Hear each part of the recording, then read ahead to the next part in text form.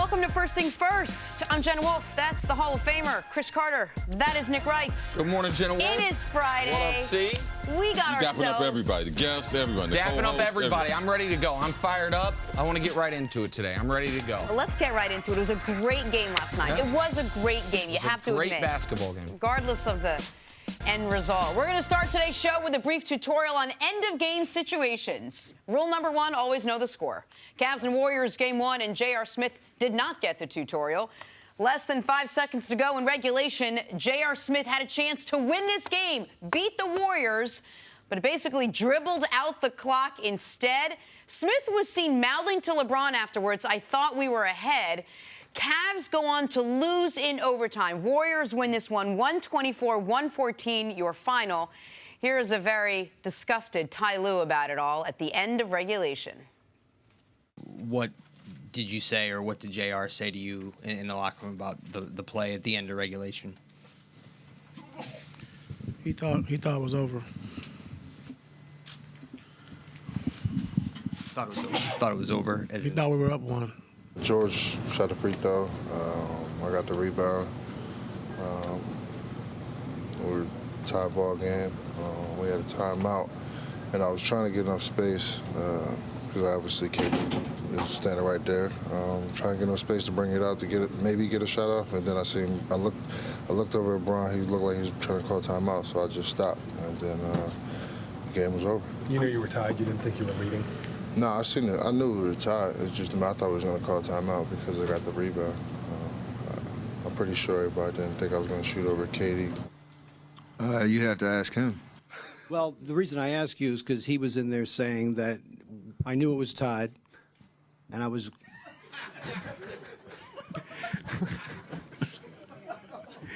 So I'm just wondering, knowing it was tied, how would you now observe what you saw in that situation? I don't know. I guess that further goes along with my theory. I thought he was looking for LeBron. Yeah. I would have looked for LeBron, too. Yeah. Did he think that the game was tied, or did he think that you guys had it salted away? How do I know that? Or did you discuss it at all with him at the end of the play? No. They asked me if I talked to JR about it. I said no already. I knew it was a tie game. We was down one. George Hill went up. He made the first one. We got the offensive rebound. You know, I thought we were all aware of what was going on. That's my view. So I don't know what JR was thinking. I don't know the question you're trying to ask. I was just trying to see if you knew exactly what his state of mind was. Did he think that you guys had it won, or did he think he was trying to make a play? No. Not sure. Okay. What do you mean I'm not sure? No, I don't know his state of mind. Did you know if he knew the score? Thank you.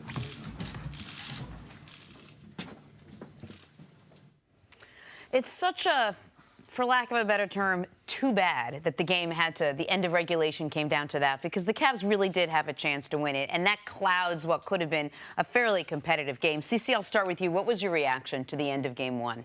It's not the way you want to see a game like this. You're talking about a championship atmosphere, game number one. These teams facing each other for the fourth time, the second year with Kevin Durant and LeBron. I've traveled around, been very fortunate. I've seen a lot of basketball. My brother played in the NBA with the Lakers and a number of other teams, and traveling around with Michael Jordan and Ron Harper and the Bulls. I've been to a lot of NBA finals. Like, I've seen a lot of great basketball. I'm talking about pressurized situations. I've never quite seen one end like this. A good friend of mine, Isaiah Thomas, we know about him in the Boston Garden throwing away the ball up under the bucket. We know about Magic Johnson in the Boston Garden. So there have been players that have done things similar to this. But I've never seen anything like this. As simple as the game's tied, your guy's shooting a free throw. You know you're trying to get the rebound. The reason why JR is there is not there for the rebound. It's there if he makes it, they're up by one, he's going to pressure the backcourt. Yeah. That's the reason why he's there. So now the ball is short, and people won't even think about this. Kevin Durant didn't box him out. That's how he got the rebound. I mean, it's just Kevin Durant gets bullied by a guy 7 inches shorter than him. You know, so that right there is not the way you expect a game like this. And it seemed like all the air and all the hope came out of the Cavs. They didn't play the way they did in overtime, the way they had played the previous 4 quarters. And the Cavs deserved to win this game. They played well enough to win this game. And what LeBron James did, to have one of your teammates, and I love team sports, but also I hate team sports because you got to rely on people to make sure that they know the same situation. It's tragic. It's tragic. Now, and if they had any hope, you can't give away a game. It's the most lopsided final since the 91 Iverson, right? And you were right there. 01, yeah, 01, yes. And you can't win a series giving away a game, especially when they have home court advantage and the talent, the difference between the talent between the two. If you thought the Cavs were going to have a shot in this series, any 50-50 game had to go their way. If you thought, just like with Houston, when Houston, there was a 50-50 game in Game 4 against Golden State, they won it. 50-50 game in Game 5 against Golden State, they won it. It's like, oh, now you have a chance. Houston's way more talented than Cleveland and had home court. All right, so I understand there were other things leading up to this. There was an egregious call by a referee or an egregious overturn by a referee. We'll get to it. There was Kevin Love fouling Steph Curry on an and one when you're up 2, which you just can't do. There's George Hill simply missing the shot. But to quote Jeff Van Gundy, dumb will get you beat. And as much as I personally like JR, as a basketball player, he plays dumb. And guess what? It was going to be hard for JR to trump what he did at the end of the first half from a basketball IQ perspective. You remember that play? Oh, yeah, absolutely. Tries to come in the back door with Steph Curry on a half-court pass. There's less than 2 seconds to go. Even if you steal that ball, it does you no good. All you have to do is stay in front of Steph. He goes for a steal. Steph hits a 32-footer to tie the game at halftime. This is to not know the score in the waning seconds of an NBA Finals game is a sports crime. Like you can make physical errors. You can make mental errors. Mm-hmm. You can make clutch situation errors. You can make fatigue errors. But I don't consider this a mental error. I consider this an all-time gaffe. A mental error is not realizing, oh, the 8-second clock's winding down. I got to hurry up and get it across half court. To not know. Yeah, I think you can put them all in the same family. Sure. When you screw up like this, when you're not knowing, when you're 14 years into the league, you've been a starter for pretty much your whole career, 4th straight final with LeBron. How can you not know? Like, how can you not call a timeout? He's talking about, I was waiting on my teammates to call timeout. If you knew there was a timeout, you should have called it as soon as you rebounded it. He didn't. But for people that don't know, set the stage just a little bit. Give people an idea, because it did end late last night. Well, what happened at the end of the game? The Cavs were down 1. LeBron finds George Hill, and this is the other sports tragedy part of it. You said it's tragic. LeBron does something that, in my estimation, LeBron's the only superstar in the history of the league that in this situation would have made that play. Maybe Magic, but Magic wouldn't have been in the situation to have 49 points. LeBron is playing as good of a game as he's ever played, on as good of a run as he's ever had. They have the ball down 1 with less than 10 seconds remaining. And LeBron sees a cutting George Hill and says, you know what? I trust my teammates. Fires a pass into him. It would have been a layup. Klay Thompson does the only thing he can do, because Klay's playing on one leg, basically. Played well, by the way. Grabs him. So George Hill goes to the line. That's the thing that's so crazy. For JR to say, I thought we had the lead, and he can say what he wants after the game, but he mouthed to LeBron, I thought we were ahead. That would mean he thought the game was tied going into the final possession, because he saw George Hill make the free throw. So LeBron trusts George Hill. Says, you know what, I could go for my first career 50-point playoff game. I could go for my 3rd game winner of these playoffs. I'm going to trust George Hill. He finds him, makes the right play. George Hill makes the first, misses the second, and it leads to that. Yeah, and it wasn't after seeing George Hill play a brilliant game. So to have that type of faith in a player who was subpar, now that's LeBron James, and you have to be able to give him credit. People won't, because there's other things that they'll try to talk about, But that was a great observation by you because they had 4 other people in the lane. He would have had to force up a bad shot. He got a better shot for his teammate, didn't convert to a win. How deflating was that, and did that lead to basically the Warriors waking up and saying, oh, hold on, let's just win this right now, and then going off on a stretch in the No, the Warriors made shots in overtime. Right. It's hard as a team, especially when you're on the road. The theory is when you're on the road, do you go for the tie or go for the win? When you're on the road, you go for the win. Because they have the home crowd, you go for the win. So that's what the Cavs were trying to do. And when you go to overtime, when you know it wasn't something that the Warriors did, and it's self-inflicted, it's hard for a team to recover. And when you talk about the biggest, in the last 20 years, this is the biggest discrepancy that we've seen as far as an underdog, and you give away game number 1 on the road, it becomes hard mentally for a team to be able to recover from that. I'm very interested in see how they do this weekend as far as a team, what comes out of the conversation. Does JR finally admit that he did it? Because that's criminal, too, sitting there just lying after the press conference. And saying I thought LeBron was going to call timeout, almost putting the blame on the guy who had carried you guys here. And the other thing that happened in overtime is this. We have seen LeBron in year 15. He has learned how to budget his energy to where he has something left for the end of fourth quarters, something he didn't always do. Sometimes he would exert himself earlier in his career in the first 3 quarters and break down at the end of games. LeBron didn't budget his energy for an overtime. And in overtime, he wasn't able to carry them the way he had in those 4 quarters. And it was just such a deflating error. All right, so the Warriors escape with a 124-114 overtime win at Oracle. We'll talk so much more about this coming up. But on the other side, can this series be closer than we thought as we move forward? That's next on First Things First. Back here on First Things First, we're going to hear from Steve Kerr in a minute. But first, some highlights from last night. LeBron imposing his will to the basket for the slam. That's how LeBron does it. Part of his 51-point night. He did a great job of mixing up intermediate jump shots. Only shot a few three-pointers earlier, but getting to the rim, very, very aggressive.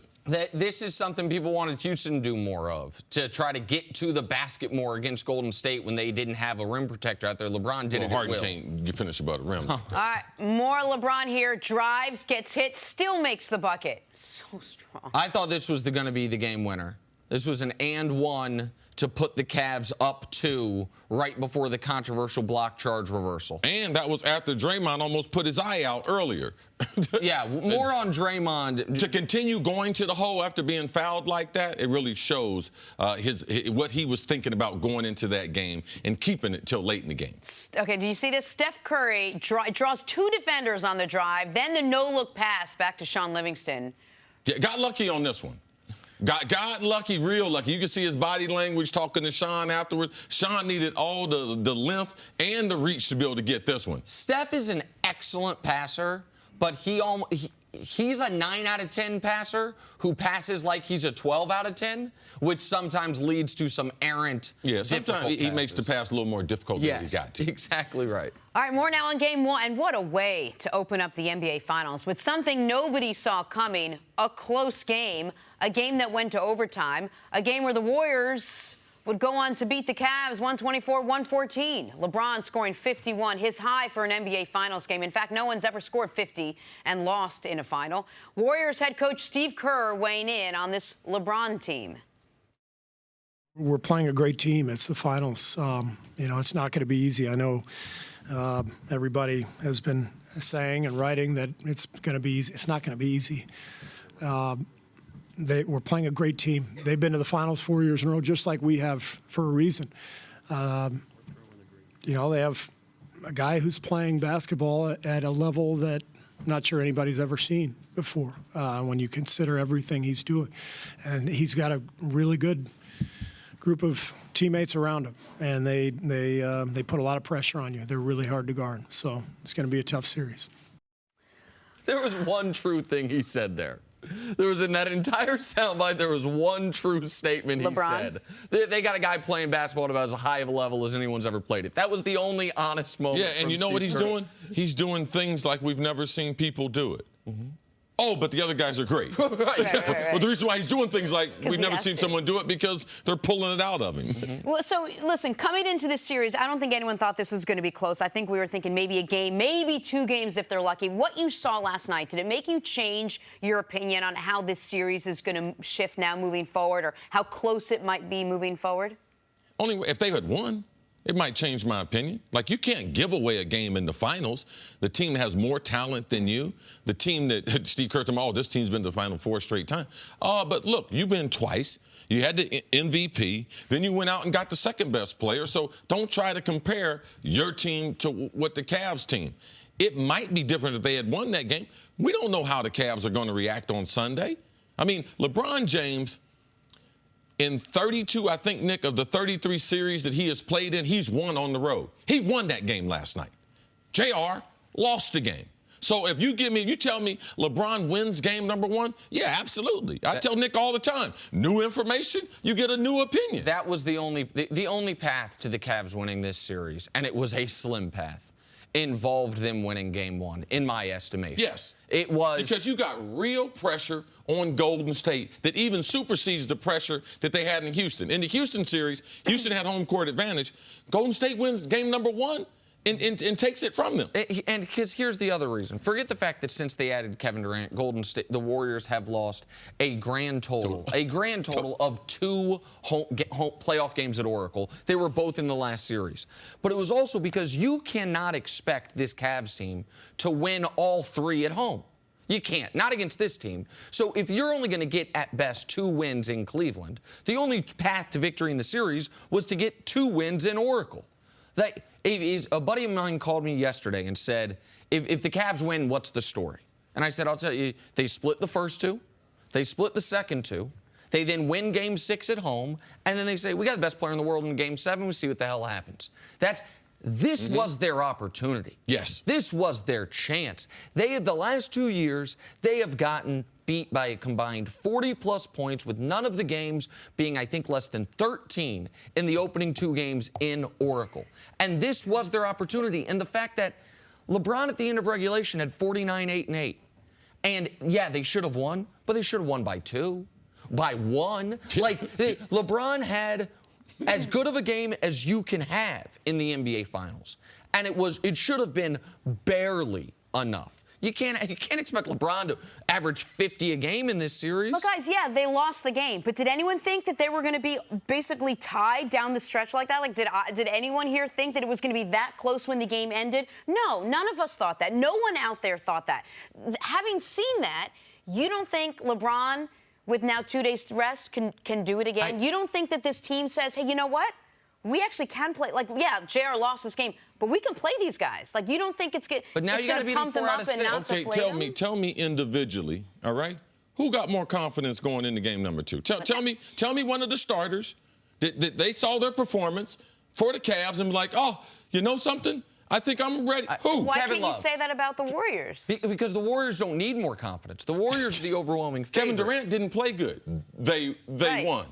All right, Draymond, he played an all-round game, didn't shoot the ball particularly well. They won the game. They got away. They feel like they escaped. They're like, yeah, we got confidence because, man, we played bad and we escaped with the win. There's no one outside of LeBron that's going to be looking at the stat sheet, look at the film, and be like, you know something? I got more confidence going into game number 2. I slightly Kevin disagree with that. bit. I think Kevin Love a little bit. Kevin Love, this is one of the best offensive finals games he's played. 21 and 13 we'll take from Kevin Love. Let me tell you something.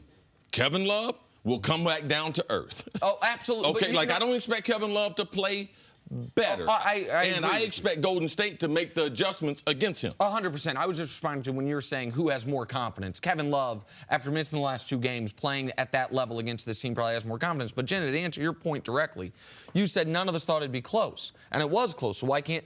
If you'd have told me yesterday, LeBron's going to have, arguably, the greatest finals game anyone's ever had since Elgin Baylor, I just said, oh, maybe the Cavs could win.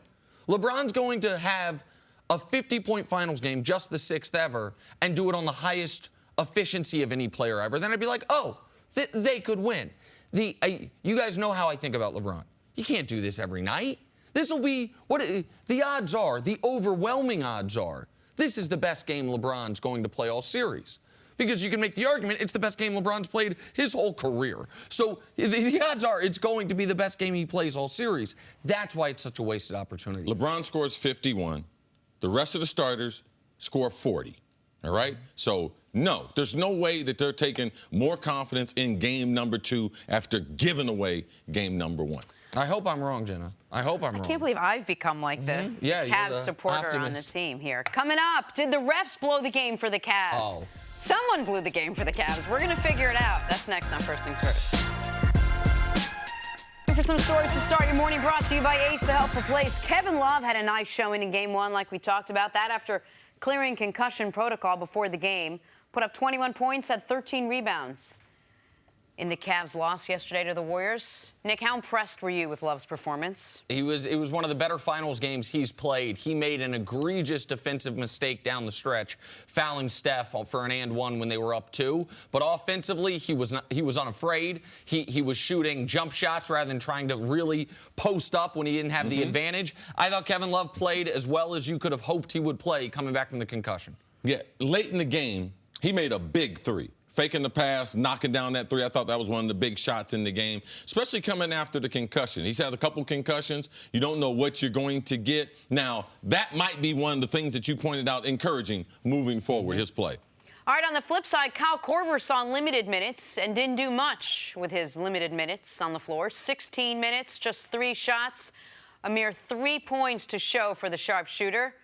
Nick, what'd you think of Korver's performance? This is why that last year in the finals he was borderline unplayable, is he has to be on fire offensively to make up for his defensive limitations against this basketball team. And he has so many defensive limitations, he started making mistakes. We expect Kyle to spot up, shoot. But he played dumb basketball. They had a couple switches where he was supposed to switch. He couldn't even read the pick. Left guys wide open, trying to be hugged up to the one defender. And he was hugged up to guys like Sean Livingston, yes, Kevon Looney. And didn't play real smart. I thought JVG did a really good job in broadcast pointing that out. You got to know your personnel. Korver's always going to be athletically limited, but he's always been smart defensively. He was not himself yesterday. He's a guy they're going to need. JVG. 2 unstoppable basketball forces make for solid NBA drama. LeBron and Steph's end-of-game interaction, just the latest example of why this series has been so competitive. Both stars led their teams in scoring and assists. Chris, what'd you make of all the trash talking at the end of the game? No, that's what LeBron was supposed to do. Steph was going to the hole. He tried to put it off the glass. LeBron smashed it.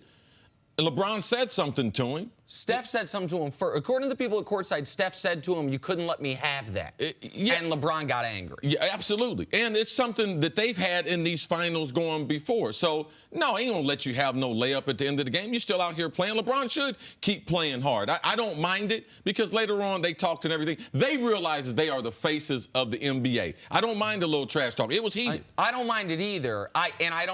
I totally understand why LeBron was upset in the moment because these guys are laughing and giggling. LeBron feels like he just got a stomach punch in the way the game was ending. And Steph's like, oh, you can't let me get that layup for the numbers? Like, I understand why LeBron's immediate reaction, even though these guys are friendly off the court, would be like, man, miss me with that. No, I told him, get out my face. Get out my bleeping face. All right, finally, LeBron. 51 points, the most he's ever had in a finals game, along with 8 rebounds, 8 assists. Nick, can you put LeBron's night into perspective? Yeah, I mean, it is now one of the 3 best finals performances ever. Jordan's 55 points against the Suns in the midst of the best series Jordan ever played, the 93 finals against the Suns. A 61-point night by one of the most underrated players in NBA history, Elgin Baylor. And then LeBron's 51, 8-8. Of course, it's the first 50, 8-8 in finals history. It's the highest shooting percentage on a 50-point night in finals history. And it gave LeBron his 8th 40-point game of these playoffs, which ties... This year? This year. Of these playoffs. His 8th 40-point game of these playoffs. In his 19th playoff game this year. It's got to be the best sequence of playoff series by anyone in NBA history. It is trending that way. Right, so it's the most 40-point games in a playoffs ever. It ties Jerry West. And in the finals, LeBron now has more. Now listen to this. He has more 40-point games in the finals since he went back to Cleveland. In 4 years. In 4 years. Than Jordan had in his entire career. more 40-point games in the finals in these last 4 years than all of them, obviously, against this Warriors team, this great team, than Jordan had in the entirety of his career. Even you probably couldn't have imagined. You knew LeBron had to, you and I talking privately, LeBron was going to have to play at a level once we started the Pacers series and we could see the back and forth. But there's no way you could have imagined 8 40-point games. It's insane. And potentially might have a couple more. To me, I told you, I was with Michael Jordan. I traveled with him. In that Phoenix series, he was unconscious. He was really, really unreal. This is the best that I've seen anyone play in the finals, and I would say in NBA history. It's such a shame because if he had a legitimate number 2, can you imagine how much more competitive this would be? It would just make his life a little bit easier. He's doing this 2, by himself. A legitimate 3, a legitimate 4. Here's the thing. While I would have liked, and I think C used the words properly earlier, the Cavs deserved to win this game. I would have liked Cleveland to win this game. LeBron not having a legitimate number 2 is why we're getting to see this version of him. The I have to do everything version of him. The guy that seemingly can't get tired. Like, if he was on a better team, we wouldn't see that. And I just want to remind the audience real quick, the last 3 playoff games LeBron's played. So an elimination game against Boston, an elimination game against Boston, and a game that he played like an elimination game, game 1. He's averaging 44, 11, and 9 while averaging 47 minutes played. The fewest minutes he's played in those 3 games is 46 minutes. Like, this 3-game stretch rivals almost any 3-game stretch he's put up in his career. Do you think he'd rather have the numbers? Obviously, that happens when you have to single-handedly win games, or maybe numbers come down a little, stats come down a little, and make these wins a little bit easier? Oh. LeBron just wants to win. He don't care what he has to do. He don't care if he scored 10 points, 60. You don't think so? Oh, no. Winning? LeBron's about winning. You think he wants to lose for the 6th time in the finals? He's got 3 finals wins. He potentially would have the 6th loss. Absolutely, Jenna. 4 more wins. That's what LeBron wants. The stats and everything, they're just a side conversation as far as LeBron James in his career. And LeBron's stats, because of longevity, are going to be unimpeachable. The only part of his resume you're going to be able to poke holes in is the lack of titles. So if you're asking in this series, would he rather average 40 in a finals loss or 20 in a finals win? It would, of course, be the latter, but there's no path to victory. They didn't get the win, but I don't know who votes on the final MVP. I'm just going to tell you, I think LeBron's going to win MVP. Just like Jerry West.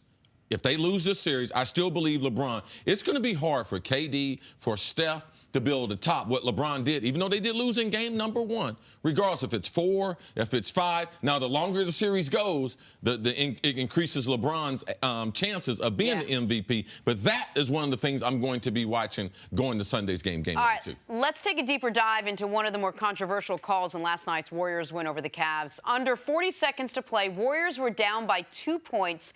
Kevin Durant drives to the lane, crashes into LeBron, so refs call it a charge. Would have given the Cavs the ball. Then they go to review it, and they reverse the call. KD hits 2 free throws, and the Warriors go on to win. Let's hear from LeBron on the controversial sequence. I read that play just as well as I've read any play in my career, maybe in my life. I seen the play happening. I knew I was outside the charge line, and I knew I took the hit. I don't know what else to say. They called a charge. Right, and LeBron was clearly 4 feet outside the restricted area. So it doesn't make sense to go review something that the review is if he's on the line or if he's close to the charge circle. That's the review. He wasn't close. So what are we reviewing? Either call a blocking foul or call an offensive foul. And, you know, for our team to come out and, you know, play their hearts out and compete the way we did, man, I mean, it's bad. And it's never been done before where you know he's outside of restricted, and then you go there and overturn the call and say it's a block. It's never been done, ever, in the history of the game. And then tonight in the finals, on the biggest stage, when our team played well, played their ass off, man, it ain't right. It ain't right. CC, would you say the refs cost the Cavs the game? Was that a turning point, that call right there? I don't like to get into, in sporting events, saying the ref cost them the game because there's so many plays during the course of the game. If JR gets the rebound, calls timeout, Ty Lue calls a play, they get a chance to make a buzzer beater, a walk-off. There's a number of plays that happened during the game, been like, yeah. But it's hard to overcome the refs and JR. So both of them had an impact on the game, because if they don't get that call, then does JR need to call timeout? He brings it back out. They foul him. He's shooting extra free throws. Either they're up 2, 3, or 4 potentially. So, no, they didn't cost him the game, but it's hard to overcome a call like that. I like LeBron and what he said in what he said in the interview, though. He read the play. The reason why he read the play, he knew Tristan was on his right with KD. He knows KD cannot shoot with his left hand. That's the reason why he knew he was going to go to the right. Now, from the referee standpoint, the only thing I can say, because I knew it was above the restriction area, LeBron, right before contact, he threw his left shoulder, so his body wasn't square to KD. So when they went to look at it, that's the only thing that I could think, because in taking a charge, you can be moving as a defensive player. But because his chest wasn't square to him, because KD hit him in the chest. And coaches teach basketball, if you're going to take a charge, take it in your chest, because that's what the referees are looking for. But here's the problem. And you know, one of my hobby horses is replay in sports in general. This isn't a Johnny-come-lately opinion by me. But I will get off that and just talk about this specific play. You are not allowed to review, was he moving? Did he pivot? You are only allowed to go to the review to see, was he in the restricted area? Now, they have changed the rule that once you review that, you can review all parts of the play. And that's what ended up happening. But look at that. He's 3 feet outside the restricted area. There is not a ref on the floor that legitimately thought he might be in the restricted area. And the ref in the corner, who had the best view of it, he called it immediately a charge. And if they would have called this a block in real time, so be it. But what you can't do as an official... So you would feel more comfortable they called a block? Absolutely. Just charge or block? Charge or block. Just the norm. What I'm not comfortable with is the referees, and I don't use this term lightly, breaking the rules. The rules are very simple. You can only go to replay to see if he was in the restricted area. They went to replay knowing he was not in the restricted area so they could see, was it a block or a charge? If the NBA wants to open up replay to these types of things, fine, but that's not the rules. You can see Tony Brothers, he was calling a block. He was behind the play. Tony is to our right in the screen, all right? He was getting ready to call a block. But Ken Mauer's down in the corner. He has the better view. He calls it. He calls a charge. And that's why I think they went to replay. Because the other ref had called the block. Exactly, because they were like, oh, you saw a block, I saw a charge, let's review it. That's not allowed. No, you couldn't. Period, point blank, that is not allowed. And so and you hear LeBron. LeBron says all the time, like, you live with the result. You live with the result. What's so painful for Cavs fans, and most notably for LeBron there, is he said, I read the play as well as I've read any play in my career. He leaves Draymond. You see Draymond there, leaves him wide open. He knows KD's never passing there. He knows KD can't go up with his left. He gets exactly where he needs to get to make the play. Right after getting an and one to go up 1, to save the game defensively. He gets rewarded for it. And then the referees go outside the rules to change the call. Forget the fact that I actually do think the right call was a charge. That it is here's the other thing that bothered me, see? You have Steve Javie on the broadcast. If Steve Javie's there because he's an expert in officiating, he said, yeah, you leave this a charge. If he can think it's still a charge, how can you have enough evidence to overturn what was called on the court? And how hard is it, CC, as an athlete, to have to endure that, knowing you were in the right for the most part, and then have to get back up to try to finish out this game? I mean, you know the refs are part of the game. Like, you know that. Like, ever since you were a kid. But this is not something that happens every game. This was something that it's not as if the refs just started getting on the court, though. You realize as a competitor, the coaches prepare you for that. You're going to get some bad calls during the game. You can overcome that, but you can't overcome that and JR. And how did LeBron respond to it? The next time down the court, he got a layup to put him up 2, and the next time down the court, he found George Hill for what could have been the game-winning layup for what should have been the game-winning free throws. LeBron responded to that fine. LeBron and the Cavs did not respond to that plus the JR thing in overtime, and it's that the Warriors are obviously the more talented team. But when the more you watch this, and when you see how clear LeBron is outside of that restricted area, he was closer to the dotted circle under the free throw line than he was the restricted area. You can't justify going to replay there. Ty Lue's right that we've never seen a guy that far out the restricted area, then go to replay and then overturn the call. And that would have been Cavs ball up to 36 seconds left. That's the situation they would have been in. Like, it doesn't get bigger than that. All right, that plus JR plus a couple other little things. And it was just a very frustrating night all around for the Cleveland Cavaliers. All right, we'll take a break. Antoine Walker is going to join us to break all of this down. That J.R. Smith's terrible play at the end of regulation next on First Things First.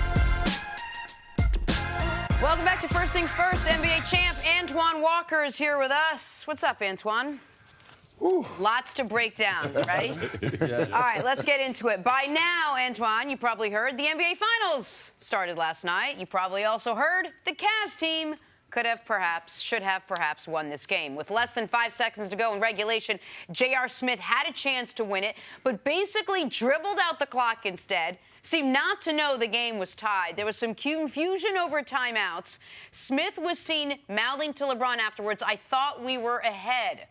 Cavs go on to lose this game in overtime. Here's an exasperated Ty Lue on the end of regulation. What did you say, or what did JR say to you in the locker room about the play at the end of regulation? He thought it was over. Thought it was over. He thought we were up one. George shot the free throw. I got the rebound. We were tied ball game. We had a timeout, and I was trying to get enough space because obviously KD is standing right there. Trying to get enough space to bring it out to maybe get a shot off, and then I see him. I looked over at LeBron. He looked like he was trying to call timeout, so I just stopped, and then the game was over. You knew you were tied. You didn't think you were leading. No, I seen it. I knew we were tied. It's just I thought we was going to call timeout because I got the rebound. I'm pretty sure everybody didn't think I was going to shoot over KD. Did he think that the game was tied, or did he think that you guys had it salted away? How do I know that? Or did you discuss it at all with him at the end of the play? No. They asked me if I talked to JR about it. I said no already. I knew it was a tie game. We was down one. George Hill went up. He made the first one. We got the offensive rebound. You know, I thought we were all aware of what was going on. That's my view. So I don't know what JR was thinking. I don't know the question that you're trying to ask. I was just trying to see if you knew exactly what his state of mind was. Did he think that you guys had it won, or did he think he was trying to make a play? Not sure. What do you mean I'm not sure? No, I don't know his state of mind. Did you know if he knew the score? Thank you. That was very frustrated LeBron James afterwards. But Antoine, I saw a little eye roll there at JR's explanation for what happened at the end of the game. What was your reaction to how that whole sequence went down? I mean, obviously, as a player and being on the court and being in in-game situations, you know everything that's going on. Or at least you better. Well, the coach and everybody's you're going to know the timeouts, you're going to know the situation. So I can't give him a pass on that. He knows what's going on. And you kind of heard it in LeBron's interview. He knew what was going on. He knew the time and situation. Everybody on the floor knew that. But my problem with JR is nothing you can do about the mistake that you made. But come in the locker room, apologize to your guys, and take the blame and responsibility. And say, hey, look, my fault. I'm going to try to make up for it next game. I'm sorry, guys. I'm with you. Go to the podium, too. You see they had to catch him outside in the tunnel where he avoided the media. Like, I'm with you.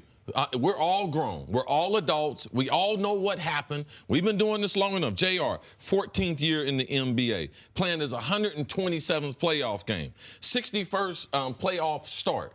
In 4 straight finals, there is no excuse. But We all make mistakes, but let's just be a man about it because we're accountable to each other. That's what we say. This is my brother. I'm accountable to him. He's accountable to me. Right there, JR was not accountable to his teammates. So I agree with you. And you know, it hurts LeBron James, a guy who vouched for you, who brought you in, who told him to pay. Resurrected his career. Yeah. They threw him into the trade. Yeah. And then he's been able to stay there, got him paid, and made sure they paid him. And now you go in a situation where you don't come and be accountable for it. It makes it tough. LeBron James, T. Lue should not have to come to the podium and answer the question for you. It was my mistake. Hey, it's nothing you can do about it at this point, but try to make up for it next game. It's nothing you could do. I can't even make an excuse up for him. I want to because you know late game situations. Every play. Listen, there is no excuse. Anyone that's watched basketball for any amount of time in their life know what it looks like when someone is trying to dribble out the clock. That is what you do. You go as far away from the other players as possible. You loop around. And then when he looked at LeBron, when LeBron's motioning like this, he looks up at the score, looks at LeBron, and you can read his lips. I thought we were ahead. Like, that is clearly what happened. And no, I don't know why JR wouldn't tell the truth here. Yeah, I'm going to tell you, when he looked at LeBron, when LeBron hand motioned, he thought he was saying pass to George Hill. He didn't look at the score. You know what I'm saying? He didn't have to, in real time, his hand motion made him look to pass. See, I'm talking about here after the play. Yes, after the absolutely. Play. Once the play's over, yes. Then you see him look up at the score and he says, I thought we were ahead. But the other problem with it, this isn't not knowing you don't have a foul to give at the end of the first quarter. It's not knowing the score. It's not knowing where you are. You got to keep in mind what had just happened, the sequence of events. Did JR not know going into the last possession of the game that they were down 1? Did he not know that George Hill had made a free throw? Like, this wasn't a complex time score situation. It was as obvious as it gets. After a free throw on a stoppage. Like, that's why, man, Van Gundy says this and he's right, man. Dumb will get you beat. And that was dumb. And last night, dumb caught up to him. And then, too, with JR, you got to think about it. I'm so frustrated with him. I look at the play before halftime. I know that was huge, the three-point play. Gambling on the steal, when all you got to do is stay behind the guy. Then also the play, Steph Curry, when it's tied up, he goes by J.R. Smith. He blows by him and get an and one. So you got a guy that you trust, you believe he's going to make the right play and right decision. T. Lue and LeBron James have to decide whether or not they want to have him on the floor. It's no excuse for this. It's the NBA Finals. You got to be locked in, razor focused. And you in a series where you cannot have a lot of mistakes. You almost got to play perfect basketball to beat Golden State, and they did that last night, besides for a few small mistakes. All three of you said this yesterday when I said, what's the only way the Cavs can win? And you all said, well, they can't. You said it, Cece, you can't make mistakes. I mean, that was just a huge mistake. But you made a really good point, Antoine. LeBron comes out there and time after time after time, he's trying to get the other guys involved because he knows that no matter what, this is still a team, even at his own expense, even sometimes taking points away from himself like he did at the end of regulation, hitting a cutting Jeff Green. And then for his teammate to walk into a locker room and say, or not even to come up to the podium and just say, hey, I don't know. This is what I thought happened, and that's it, and no explanation to the team. I can't. If I'm J.R. Smith, you have to apologize to the team. It's the only way. You apologize, man up, say, I made a mistake. I'm sure this morning he's going to see enough clips and highlights and stuff to understand that he made a huge mistake and he cost his team possibly the game. I'm not going to say he cost them the series, but he cost them a huge game, and that's a game that's going to be very tough to get back. They're fighting an uphill battle, so he's going to have to perform now. We live in New York City. About 5 years ago, the back page of the New York Post is J.R. Smith forgetting the score of the game in a similar situation. Now, that was the regular season. That was obviously a less meaningful game. But to have multiple incidents as a professional basketball player where you don't know the score of the game being played, it's inexcusable. And for it to undercut what is in the discussion as the greatest playoff game, one of, if not the greatest player has ever played, I mean, that's just salt in the wound on it. Yeah, to me, I'm not going to, when you blow a playoff game, you don't have to add anything to it. Forget who LeBron is. Man, you only got so many chances. I don't have no ring. Man, I'll break a dude's neck to try to get me a ring. And if a dude would lose a game, like you don't, man, it's bigger than the other people. Man, the accountability and the reason why you play team sports, because I can count on this guy. And this is what fans forgot last night. Man, it's pressure. Because you guys think JR didn't know. I believe JR knew. Because I've seen guys come out of a timeout. Coach called the play, everything. How many timeouts? We go over every situation. And in the moment, they freeze. You panic. And that is the pressure of playing competitive sports at a high level. See, he knows. At this point in the season, I would say even the last 2 months of the season, all you practice on is late game situations to get you ready for the playoffs. You talk about it, you look at time and score to understand every situation that's going on. He knew it was a mistake, and he didn't own up to it. And it's unfortunate that he wasn't man enough to do that for a guy that they trust, LeBron trusts, and believes in. You got to come in and apologize to your team and coaches that you made a mistake and try to move on from it. How important was game one for the Cavs? How important is that first game, and what does this do for them now? Well, I said this yesterday. I thought if it was the one game you're going to steal, it was game one. I thought LeBron James was going to have to play 45, 48 minutes. He was going to come close to scoring 50 points. I did not know Kevin Love was going to play. We did not know that at that time. And then he get a double-double effort from him. He plays great. And he did everything possible. LeBron James, what I loved about last night, he made the right play. Even when they missed, he made the right play. Well, and I don't want this. There's two parts of this play I don't want to be overlooked. One is how it started, which is LeBron has 49 points. He'd never had a 50-point playoff game. He's already made 2 game winners in the playoffs. They're down 1. He has the opportunity to say, I'm going to do this. I'm going to do this. He sees, as C pointed out, the lanes. They've got 4 guys in the lane. 4 guys in the foot with a foot in the lane. And then sees George Hill. Klay Thompson falls asleep for a minute. George Hill cuts to the basket, and he trusts his teammate. And then the other part of it, and I just want your opinion on this real quick, how does JR even get that rebound over Kevin Durant? How does Kevin Durant not blocking out in that situation, a guy 7 inches shorter than him? I don't know. I think obviously if Durant, if they make the right play, we'll be criticizing Durant right now. And Durant we all fell over asleep. him. Oh, Got he did pushed fall underneath asleep. the rim. I think he thought George Hill was going to make it, 80% free throw shooter. They're going to call timeout and lack of focus. All right, we're going to break down much more from this game. That's next. Stick around. First things first.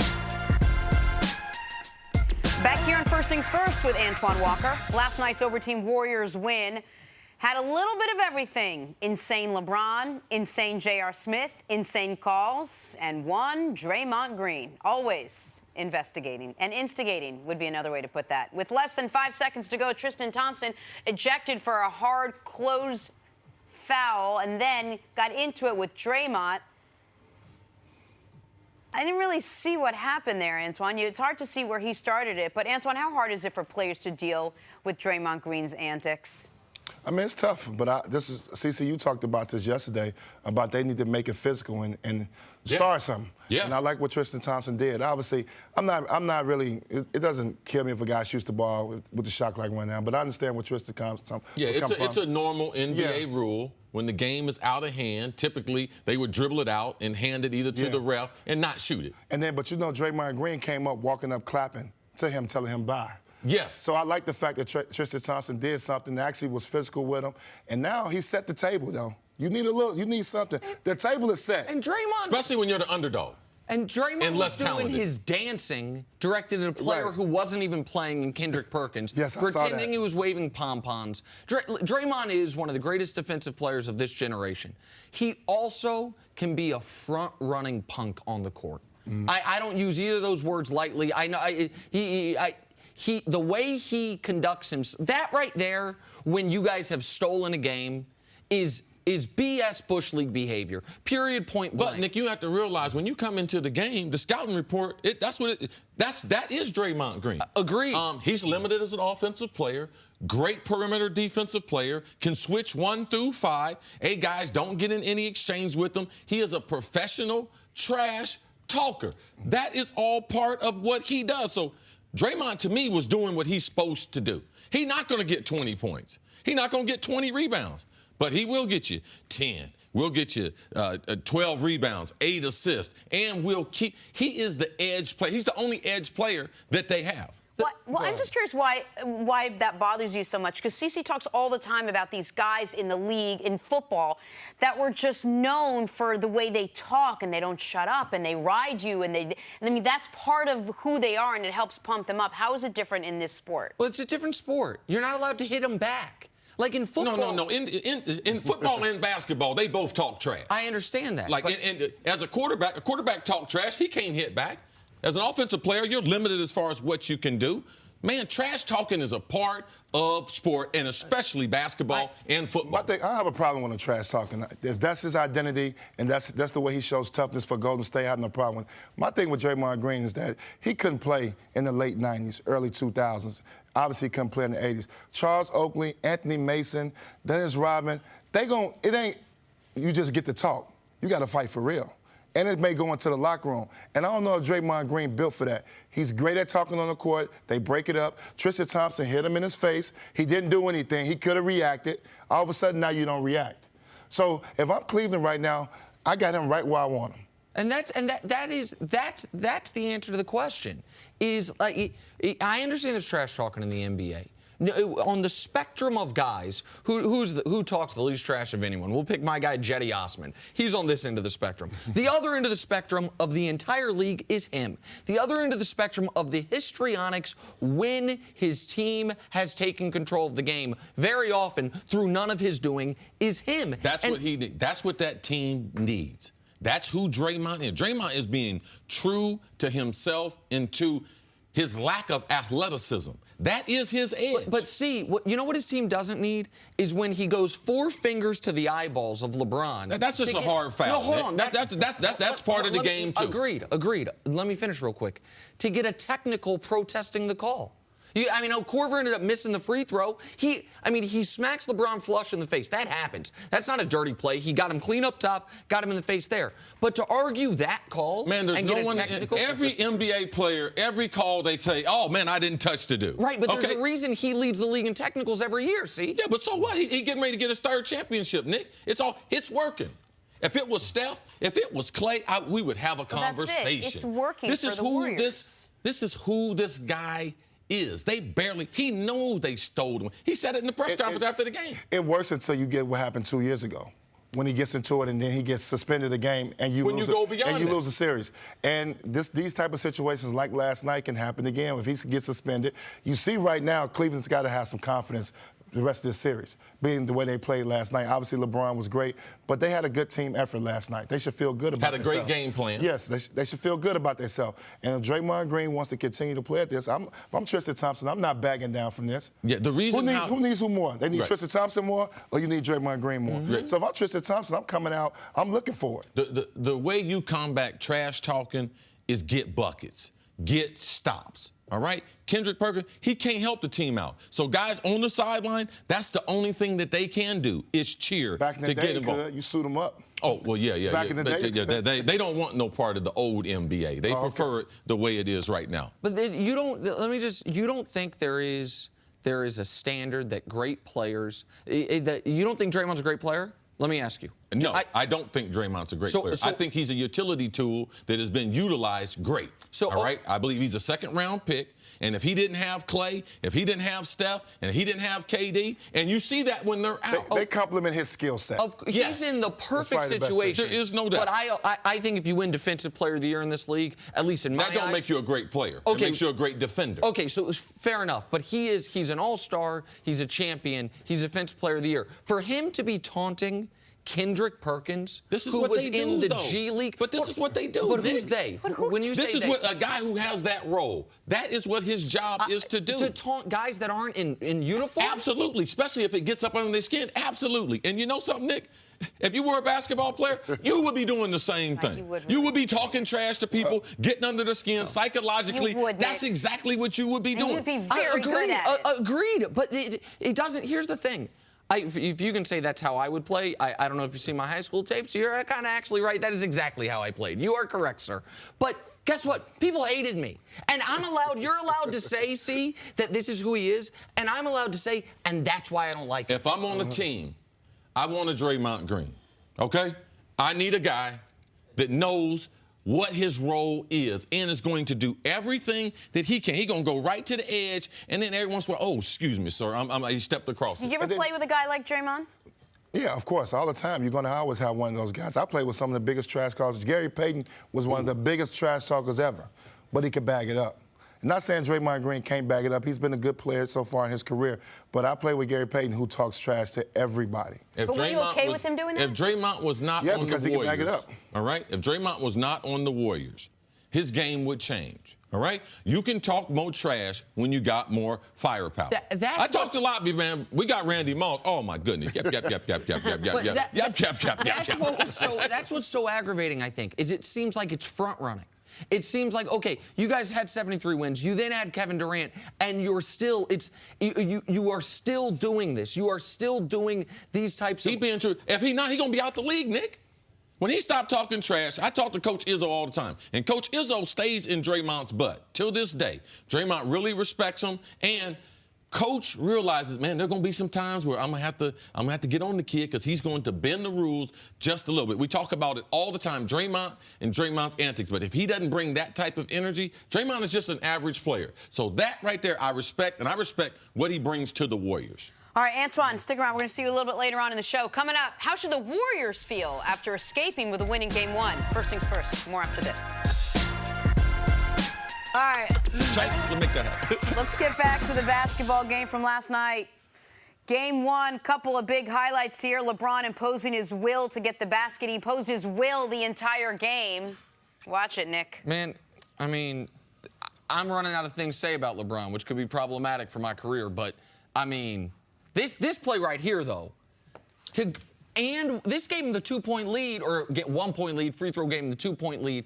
This is an and one with right around a minute remaining. Thought it was going to be one of those shots that we have to review and everything. LeBron, is this one of his best shots within a minute and 30? I mean, gets clubbed. Late in the game, still got energy to be able to get that type of lift. That's one of the things different between LeBron and Harden and KD is the ability to lift late in the game. You're not going to believe this, but the Warriors had a highlight or two as well. Steph driving, drawing 2 defenders. The no-look back to Sean Livingston for the easy 2. Stretch Armstrong, Sean Livingston, if he didn't have every inch of that reach that he had, that one's in the stands. Yeah.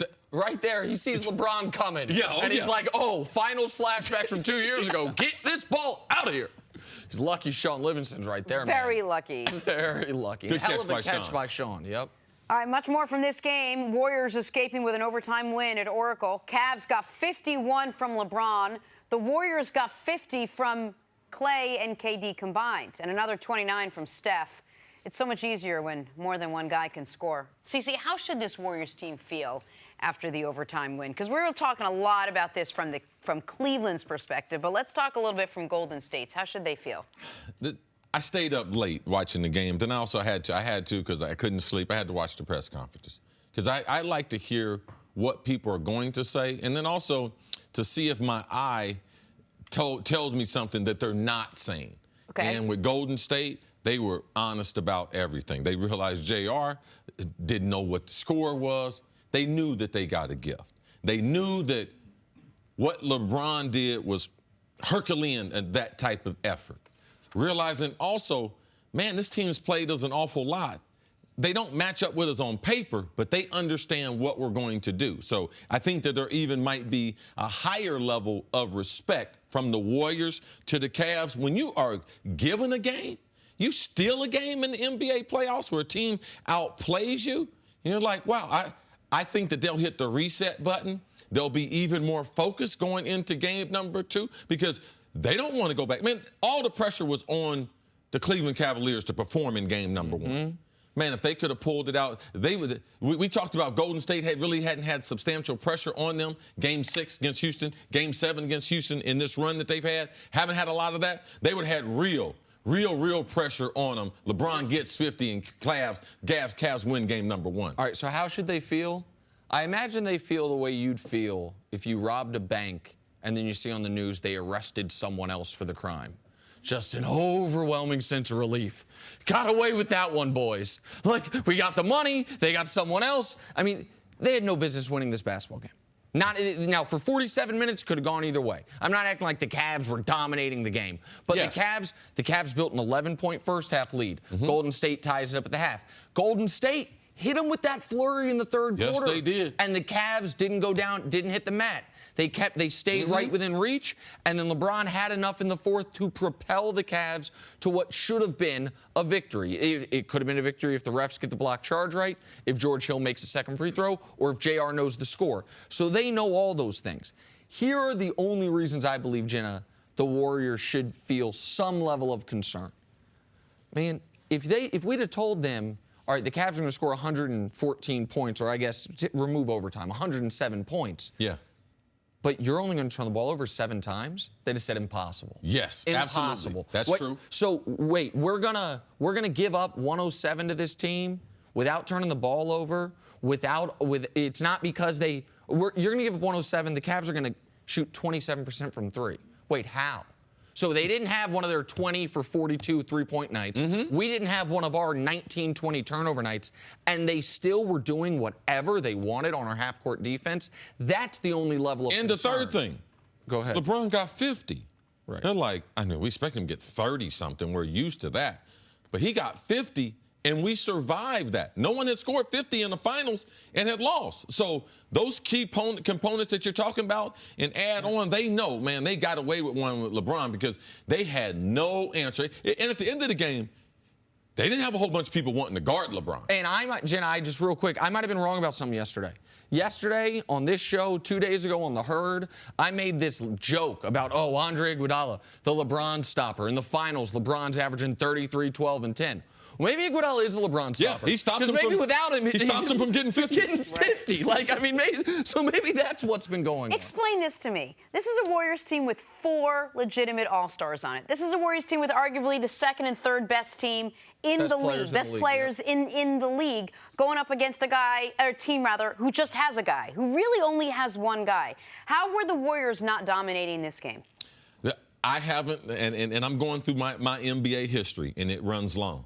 I haven't seen the gap between the best player in the world be as wide as it is between LeBron James and whoever y'all want to pick, either Harden, the MVP, Steph, and KD. Like, I have never seen the gap be that wide. But it's almost as if LeBron is as good as 2 of them. Like, you talk about LeBron gets 50, you combine 2 scores to get glad that type of number. But if that's true, then why did we think why are they the overwhelming favorites? Because it's 5-on-5. You seem harping on this point. It's because you got to play 5-on-5. But then.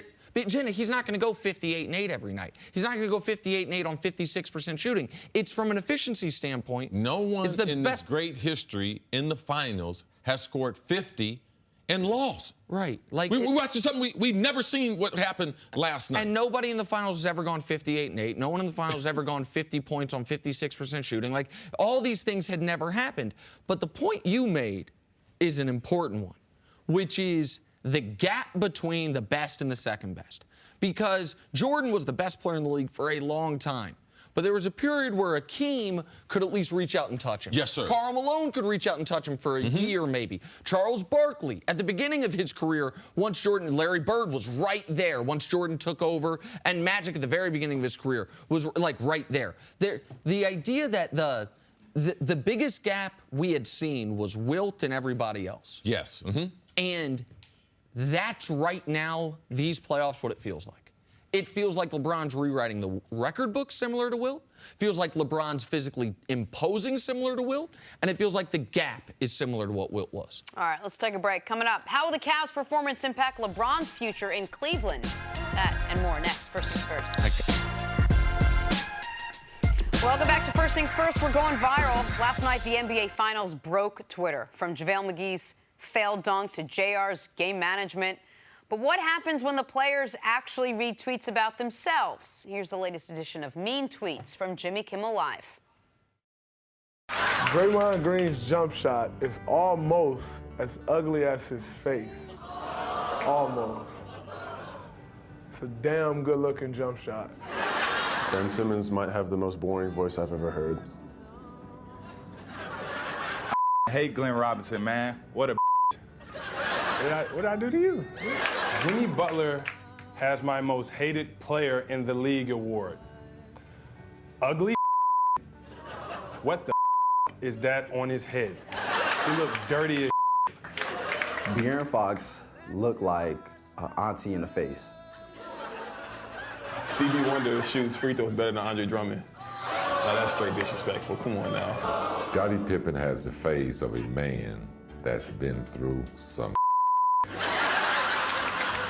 I I need someone to blame, so I'll go with Old Faithful. This is all Kevin Love's fault.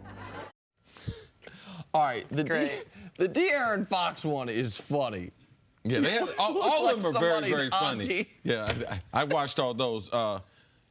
J.R. Smith. I play basketball like I had a bad batch. Yeah, man. Yeah. Didn't exactly get the... Man, needed some ups, got some downs. Yeah, he got some sleepers. Come on. Time for some stories to start your morning, brought to you by Ace, the helpful place. Kevin Love had a nice showing. Hashtag bad batch. Love had a nice showing in Game 1. That after clearing concussion protocol before the game. He had 21 points and 13 rebounds, and the Cavs lost to the Warriors. CC, how impressed were you, though, with Kevin Love?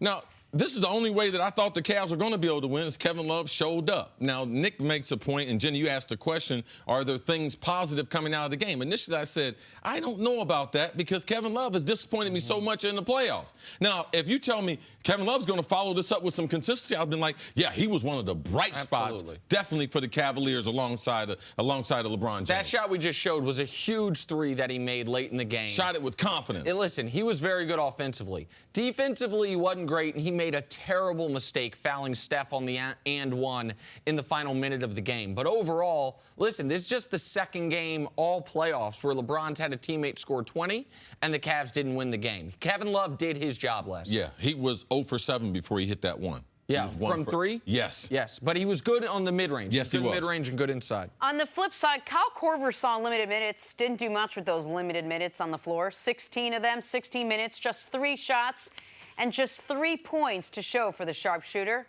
What did you think of Kyle Korver last night, Nick? During last year's finals, people were yelling at Ty Lue, where's Kyle Korver? Why aren't you playing Kyle Korver? We saw a little bit of it last night.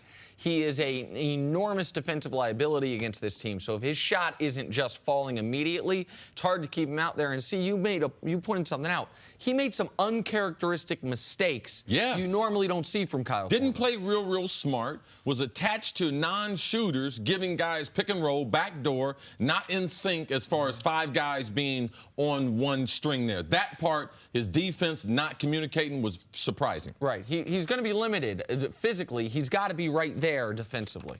All right, 2 unstoppable basketball forces make for some good old solid NBA drama. LeBron and Steph, who are friends off the court.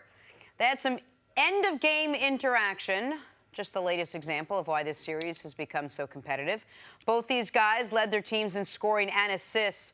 Chris, what'd you make of this trash talking at the end of the game by these two? Man, I'm all for it. I'm all for it. Steph was trying to hit a low floater off the backboard. LeBron smashed it, blocked it, wouldn't allow it. Steph was like, man, why ain't you let me shoot that? Let you shoot it. You on the court. I ain't out here for that, man. And get out of my face. You see, Steph was like, hold me back, hold me back. Who's the favorite in the fight? Both Splash Brothers versus LeBron. Both of them. Stop, man. You can't pay them enough to do that. You can't book that one. You can't get Bob Arum, Don King to make the two. Man, the fair-skinned, no, sir. No, sir. I want no part of that one. Steph was laughing and giggling. LeBron wasn't in the mood for it. Clay was just walking around in circles. Finally, with under 40 seconds to play, the Warriors were down by 2 points. Kevin Durant drives to the lane, crashes into LeBron. Refs call it a charge, would have given the Cavs the ball. Then they go back to review it and reverse the call. KD hits 2 free throws, and the Warriors go on to win. Nick, break this down a little. What'd you see, and did the refs cost the Cavs Game 1? I don't know that I've ever in my broadcasting, whether it's radio or television career, ever said the refs cost a team a game. Because unless it is like the referees allowing a buzzer beater that was after the buzzer, right? There's too much butterfly effect, too many other opportunities after a devastating call for teams to get over it. This is as close as you can come, though. And the reason is because I believe the refs broke the rules. And so there were 2 separate instances where KD had the ball stripped cleanly, they called fouls. That happens. Right here, we get block charges wrong all the time. I think they got this one right. If in real time they had called it a block, so be it. But the audience needs to understand what the NBA rules are. You cannot review if something was a block or a charge based on movement, based on leaning. So even if I have one call and another guy has another call on the field, because on the court, that's what you have with Tony Brothers and Ken Mauer right there. You don't go to it then? You can't. You're not allowed to go to review there. The only way you're allowed to review this is to see if the player is inside the charge circle. Now, the NBA adjusted the rule 2 years ago that if you're reviewing, if they're inside the charge circle, then you can review all of it. You can say, oh, he was out of the charge circle, but it was a block. That's what the referees ended up doing. The reason I'm saying the referees broke the rules is I don't believe they were actually reviewing if he was in the charge circle. So you think the play, and initially thinking going there to look at it, and then once they were there, then they changed it based on looking at the rest of the video? I think they only went to it because they wanted to be able to change it because one guy called a block, one guy called a charge. You cannot see this play in the position Ken Mauer is in and think there is any question LeBron's inside that charge circle. He's closer to the semicircle under the free throw line than the charge circle. Both feet are at least 2 feet out of the charge circle. So that's my problem. I feel like the refs broke the rules, and forget the fact that I think it was a charge and they overturned it wrong. The refs broke the rules in looking at it. And Mauer was right there, had the perfect angle right there in the corner. I think once he makes the call, he looks up and sees his partner, Tony Brothers, calls something else, calls block. So that's what made them come together. But you've got to listen. There are times where I understand the referees wish they could change what the rules of engagement are. There are times where late in games when they go to review, and they called it the ball going one way. And on review, they're like, oh, it's going the other way, but only because the guy got fouled. The referees are not allowed in real time to say, you know what, we're going to disregard that, give it to the other. They have to go with what the rules are. And the referees here, in my opinion, broke the rules. Ken Mauer, Tony Brothers, nobody thought LeBron was in that charge circle. And the only way you're allowed to go to review is to see if he's in the charge circle. So should LeBron be upset? They were going to be up 2 with the ball with less than 40 seconds remaining. Of course he should be upset. Everyone should be upset. Ty Lue says we were robbed. An anonymous Cavs player said Ken Mauer bleeped us. LeBron seemed devastated by it. All these things are legitimate. But do you think that's why the Cavs lost the game?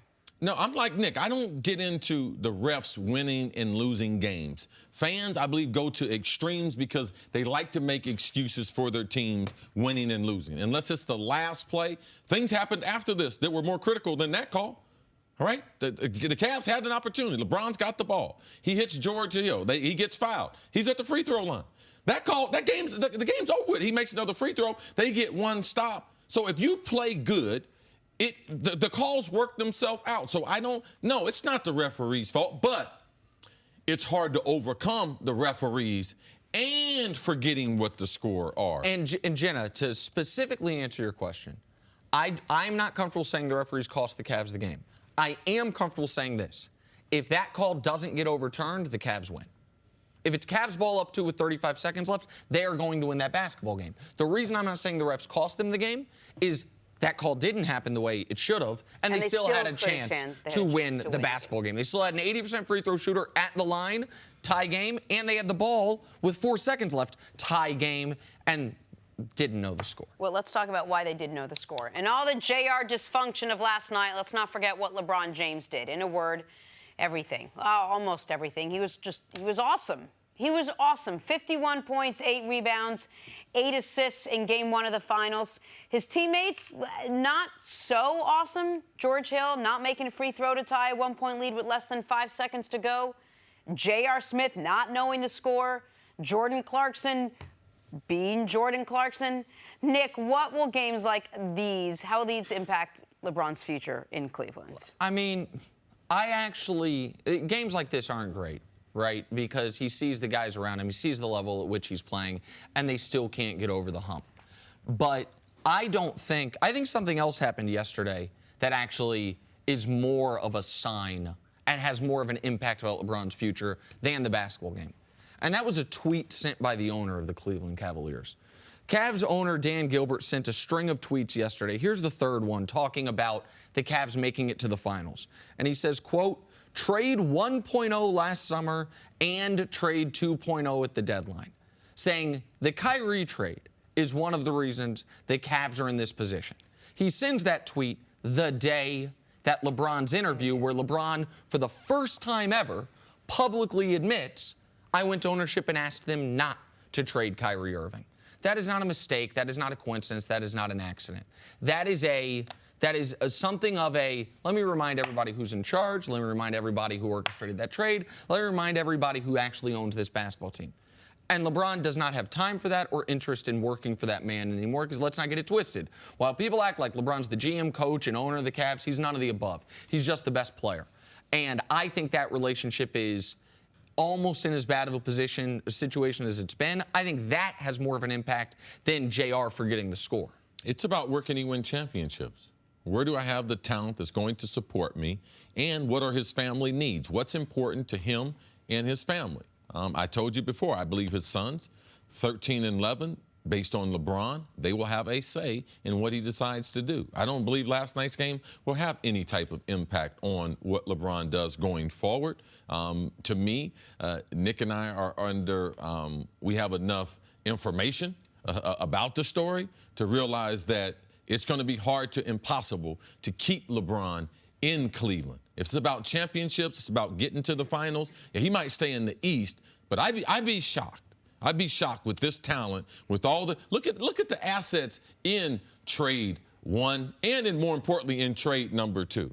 All right, Rodney Hood not playing, Jordan Clarkson ridiculous, George Hill. Oh, like, look at him. He's averaging less than 10 points. Like, when you need him, not stepping up. JR is still there for another year. Yeah. Like, it becomes difficult of what you expect from LeBron. But even if you take his kids out of it and you take Dan Gilbert out of it, he hasn't had fun this year. This has not been the way LeBron James wants to play basketball. Like when he played with Dwayne Wade and when he played down in Miami. It's just been a series of constant questions and constant, now how am I going to have to do it? Now how do I pull a rabbit out of the hat? And this has been going on all season. It's not like it was a month or it was a stretch. He's just not enjoying playing basketball. And I know he wants to win championships, but if this is going to be the last 3 to 5 years of his career, he wants to also enjoy what he's doing and where he is. Yeah, I have to disagree with you as far as him not enjoying playing. And the reason why is because he played in 82 games. If an NBA star is not happy playing, you know what they do? They take some games off.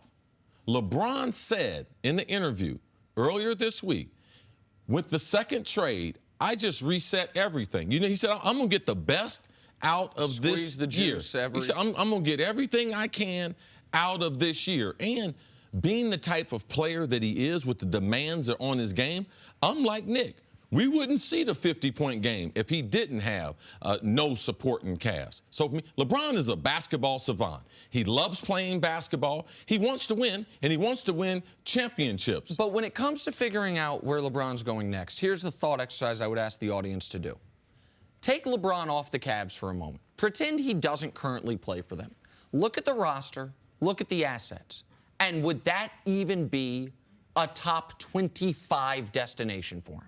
Okay, so here are the places you can go, LeBron. You can go to the Sixers. You have Joel Embiid, Ben Simmons. You got some cap space. You can go to the Lakers. They basically have a blank slate. Magic Johnson's running thing. Paul George probably go with you. I mean, you can go to Houston. They're already recruiting you. Chris Paul's there. James Harden's there. You can go to Cleveland. Okay, so who's Cleveland got? Well, they got Jordan Clarkson for the next 2 years at $13 million. Kevin Love's on a max deal. They do have the 8th pick of the draft, though, and they got this owner who you have some bad blood with. Like, name a team that is less attractive if you remove LeBron from the roster in Cleveland. Sacramento? Okay. Dallas? Maybe, but at least you trust Mark Cuban. Like, there's not 5 teams that if you remove LeBron are in a worse basketball situation. The only thing going for him is that it's home. So it's not like it's Sacramento. It's just a random team where he doesn't have any ties to. It's the closest basketball team to home. Because here's the thing. LeBron will tell you this. Maverick will tell you this. His circle will tell you this. Akron is home. LeBron does not own a home in Cleveland. LeBron is not from Cleveland. When these guys were coming up in Akron, guess what? They didn't like Cleveland. Cleveland treated them as the little brother town when they went to go play in basketball tournaments. They were considered these guys from the outskirts. Like, so Cleveland, what does he always say? You don't hear LeBron say a ton about Cleveland. He says a ton about Northeast Ohio. And, like, I'm not from Ohio, obviously you are, but you're from Middletown, which is smaller than Akron. Right. So tell me if I'm out of bounds here, but, like, from what LeBron is all about Akron. Akron. Yeah, I'm from southwestern Ohio. LeBron has always made that distinction, and he can still do the things for the community in Akron from abroad. They know they're an international brand. Now, where they decide to play basketball will have nothing to do with because I'm from there. He's already delivered on the promise. All right, let's take a break. Coming up, much more from Game 1 of the NBA Finals. Can this series be closer than we thought going in? Next on First Things First. Welcome back to First Things First. Antoine Walker back with us. Thanks for sticking around, Antoine. A lot to talk about this morning. We need you. What a way to open up the NBA Finals with something, come on, who saw coming? A close game between these two, a game that went to overtime, a game the Cavs could have won in regulation. LeBron did his part, scored 51, his high for an NBA Finals game. His team working hard enough to take this to overtime, but the Warriors would go on to win. Here's Warriors head coach Steve Kerr on this LeBron team. We're playing a great team. It's the finals. It's not going to be easy. I know everybody has been saying and writing that it's going to be easy. It's not going to be easy. We're playing a great team. They've been to the finals 4 years in a row, just like we have for a reason. They have a guy who's playing basketball at a level that I'm not sure anybody's ever seen before when you consider everything he's doing. And he's got a really good group of teammates around him, and they put a lot of pressure on you. They're really hard to guard. So it's going to be a tough series. It's a very, very good group of guys around him, Antoine. I mean, they're almost hard to name, all of those great guys. Did last night make you think, Antoine, this series could actually be close moving forward? Yeah, if they would have won. I mean, they would have had to win for me to really feel that way. You asking LeBron to score 51 points to have a legitimate chance to win is going to be very difficult for him to do that for 4 games. So they need other guys to step up. I know Kevin Love played well last night, but Cleveland still made some mistakes, and I thought it came on the defensive end. You can't let Jordan Bell, JaVale McGee, and Looney give you 16 points. You got to deal with the big 4 already. Yes. They got 16 points for those 3 guys coming off the bench. I think, Looney started. You got to stop that. And they got easy buckets like backdoor dunks. Yeah, layups. none of them were outside of 3 feet. Sean Livingston added 10 on 4 shots. 4 for 4. But I'm not bothered by Sean Livingston. He's been there before. He's a guy that's capable of doing that on any given night. But those 3 guys cannot get you can't give them 16 points and expect to beat Golden State. So they got to get better on that. I didn't like the 12 turnovers. I think you got to be in single digits, taking care of the basketball, more like 7, 8. Balanced on the 3-point line. Obviously they go 13 for 36, and then Cleveland goes 10 for 37. So that wasn't too bad. You didn't get killed at the 3-point line. So they did enough to put themselves in position, and obviously LeBron had the big night. But they got to be better defensively. Got to be a little bit more stingier, more attention to detail. That's a big 3 at the end of the half, man, with Steph Curry, when you think about that. Big 3. Just those little things. You can't have those mistakes if you want to make this a long series. Had they won the game, I could come on TV this morning and say, listen, here's the deal. Cavs just got to win 2 of the next 5. Because 2 of the next 5, you get a Game 7, and guess what? LeBron ain't lost a Game 7 in a decade. All the pressure's on Golden State. We've seen the Cavs win a Game 7 of the NBA Finals on the road against this team. And, Nick, you believe that they're going to have to win 2 games in Golden State. That's the other part of this. I do believe that, because I don't think you can just say, oh, Cleveland's going to win all 3 in Cleveland. Right. I think Cleveland could win 2 in Cleveland, ideally, but if you don't have home court and you lose one of your home games, now you got to win 2 on the road. You're not going to get – what are the odds that LeBron has a game better than last night? You can make the argument it's the best NBA Finals game ever. I would make the argument it's the 3rd best NBA Finals game ever, behind Elgin Baylor's 61 and Jordan's 55 against the Suns. Yeah. So what I are the odds believe LeBron comes back in Game 2 with something special with the 3 days. I'm concerned about Games 3 and 4 because that's where the rest get. I believe LeBron's going to be really special on Sunday. But wouldn't really special be 45, 10, and 7? 35. Right. Your number, Nick. 35, 12, 10 or 9. Right, exactly. Yeah. That's a great game. The idea that he's going to go better than 51, 8, and 8 on 56%, that's hard to fathom, even for a guy as great as he is. I think it's more about the others. I think Kevin Love duplicate his performance. Can you get George Hill to be a little bit better? I thought he was okay, and obviously he made two shots. But he's have a chip on his shoulder. He missed a big free throw. Yes. He's an 80% free throw shooter. He should have a chip on his shoulder. J.R. Smith, how are you going to respond? And it's not necessarily he has to have 20 points, but play solid defense, make the right plays. Don't forget that the game is tied up. Those type of things, you know, that J.R. Smith has got to do. I'm more worried about the after others. the first quarter, J.R. and George Hill, they disappear. I mean, J.R. had 7 early, ends up with 10 points. I mean, you cannot just not have the productivity from your backcourt. LeBron gives you 51. The other starters, 4 of them, they give you 40. You're only at 91 points, and your guy gave you 51. You can't win like that. LeBron's going to play a game. He's going to have a great all-round game that they're going to have to win, where he's not going to be able to do 40 or 50. Don't forget the fact the Warriors aren't going to let this happen to them twice. Like, yeah, the Cavs can either come close to duplicating it, maybe not LeBron, have other guys step up, play mistake-free basketball, and they still have to play the Warriors, where KD is probably going to have a bigger game. Maybe the Splash Brothers have combined for more than 50. Well, we don't know if the Splash Brothers are going to be there, because the one thing we have not talked about, and that is Klay. Because that leg, man, him limping around on that leg and that injury, I believe will have a role of how healthy he is. And I wouldn't be shocked at all if he missed some time. Wow. Yeah, he could possibly miss a game. I mean, he looked really bad. He left the game early when all the commotion was going on. He went to the locker room to start his treatment process. So the 2 days off may help him, but it's going to be tough. That game 3 and 4 in Cleveland, coming, you know, trying to get out there and play, and then Andre Iguodala not being there. I didn't know how bad they need Andre until last night. So the same with me. I was making a joke these last couple days. Andre Iguodala, the LeBron stopper. I just ran through LeBron's numbers in the finals against Golden State. He's averaging 33, 12, and 10 over the last 3 years in the finals.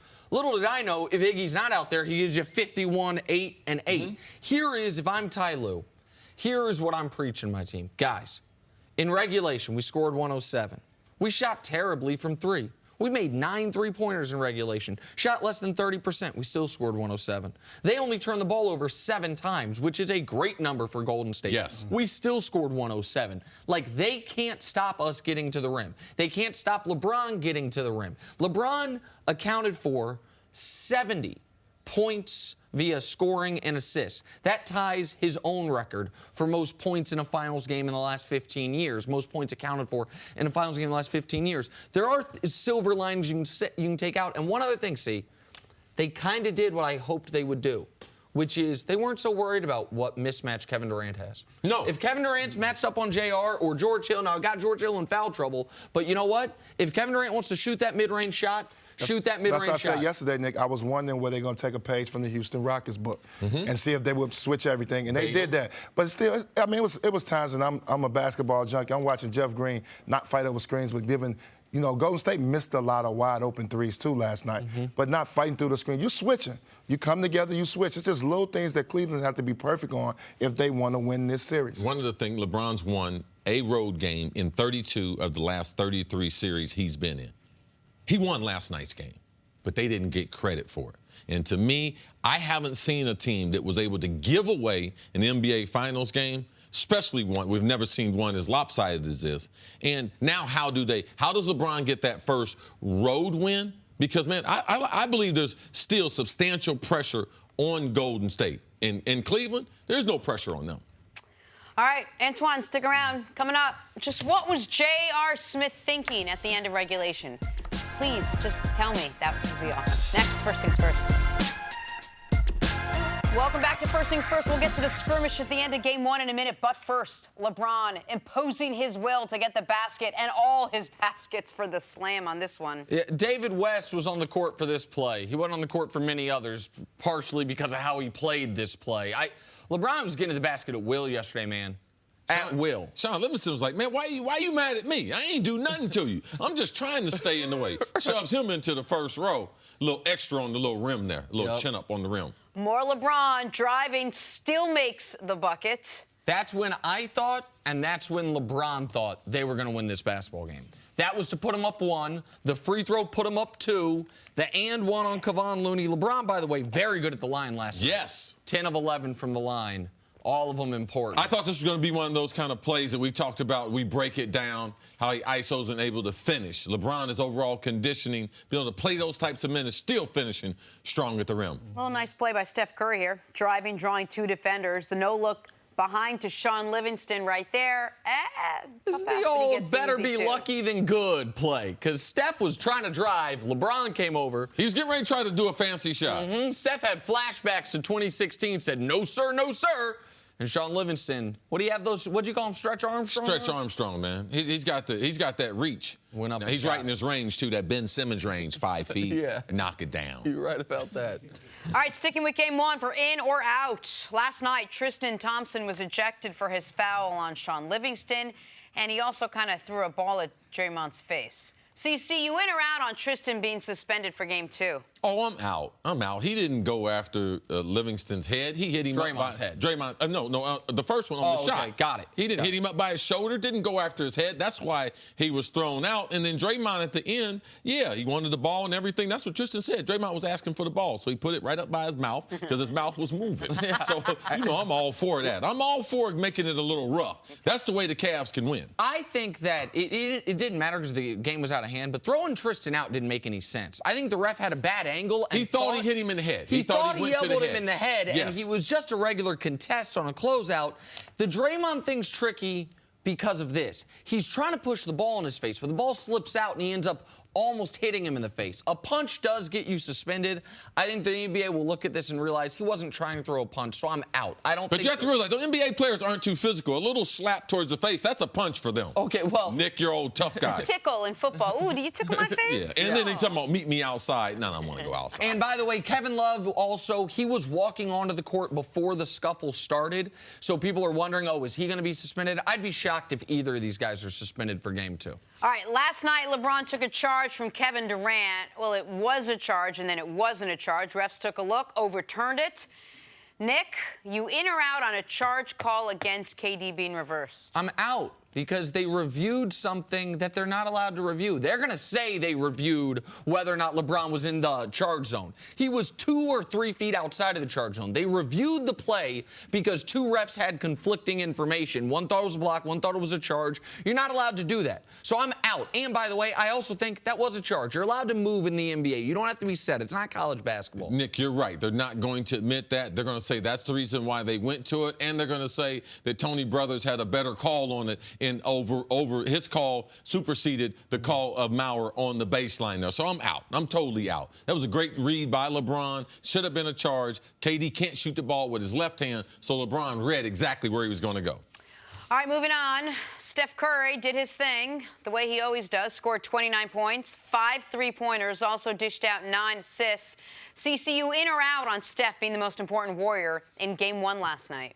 Absolutely. I got to be in. I mean, Steph was clutch for them. His ability to be able to play make too when they either trapped him or they had a quick switch to create offense for other players, not turning the ball over, a lot more careful than we've seen Steph with the ball. And he wasn't a liability on defense, kept himself in good position and didn't get himself into foul trouble. See, I am all the way out on this. Steph was not even one of the 3 most important Warriors last night. You know who they were? Ken Maurer, Tony Brothers, Ed Malloy. Those are the 3 most important Warriors last night. Gracious, whether it was Kevin Durant on the clean strips repeatedly that he got free throws for, whether or not it was this absurdity that changed the game. Nah, man. The most important Warriors were wearing stripes instead of Warriors jerseys. Ken Maurer, Tony Brothers, Ed Malloy. Steph played great, though. All right, LeBron James. So you're right, Chris. Yeah, you're right, Chris. I mean, if I'm really trying to say to the spirit of the question, you're right, but I made my own rules. LeBron became the first player to score 50 in a finals game since the player he's often compared to, MJ, Michael Jordan. Nick, you in or out on last night being the best playoff performance of LeBron's career? All right, so we've said this a few times this postseason, and I've disregarded it entirely to where it wasn't even a question, was this game the best playoff performance? Absolutely. This is the first time I've really considered it. But I'm out because I still think 45-15-5 in Boston in 2012 when LeBron had no championships, when if they lose that game, they break up the big three in Miami, and LeBron's career is entirely different because it would have been the 2010 semi-meltdown in Boston, the 2011 full meltdown in Dallas, and then to lose to Boston again. So this, to me, is second best performance, but I'm out. Nick, I got to disagree with you. I know you are the LeBron historian of late, but I've been on LeBron's corner since he was 14 years old. And the reason why was when that Boston game, you know what LeBron was chasing in? He was striving for greatness. Isn't that what he says? Yep. He was striving for greatness. You know what he's striving for now? Man, I want to be the GOAT. And last night, with the gun, with all odds against him in game number 1, that was the best performance by LeBron James in the playoff. 50 against possibly the best team that we've ever seen with championships, chasing after Michael Jordan. It's important. Okay, let's look ahead. I know you weren't going to disagree with that. Game 2 of the finals, slated for Sunday night. CC, it's a simple one. You in or out on the Cavs winning game 2? I'm out. Got to be out. Got to be out. It's hard to bounce back. Now, as my man sat right here and told us, I'm looking for JR to apologize behind the scenes to these teammates because they need to get that situation right before they can go back onto the court. I believe winning on Sunday is going to be tougher than what they did. Kind of caught them off guard. I believe the Warriors adjust. I'm out, Nick. I am also out. They're 12.5-point dogs. They're 12-point dogs in this game, so they're even bigger underdogs. You can't expect LeBron to go for 50 points again. But I do want to tell the audience, there is one reason to have a glimmer of hope if you're rooting for the Cavs and what Ty Lue should be reminding the team. They once suffered a bigger stomach punch in a Game 1 against Golden State. 2015. Yes. Why was it a bigger stomach punch? Because Kyrie Irving broke his kneecap at the end of that basketball game. They lose in overtime, and they lose Kyrie Irving. They already didn't have Kevin Love. What did they do in Game 2? They went to Oracle and won that game in overtime. They then also won Game 3 before the Warriors got it together. So there is a precedent for the Cavs to get stomach punched and come back in Game 2 and win. Am I reading you right? You're telling me Chris get on the plane and go to Golden State and bust JR's knees? No, okay. okay. Okay. I'm not saying that no at all. Problem. Okay, I'm not good. saying that at all. Did I hear a Garuli in there somewhere? No, I'm not saying do that. What I am saying is there is a precedent for it. I just don't think they're going to be able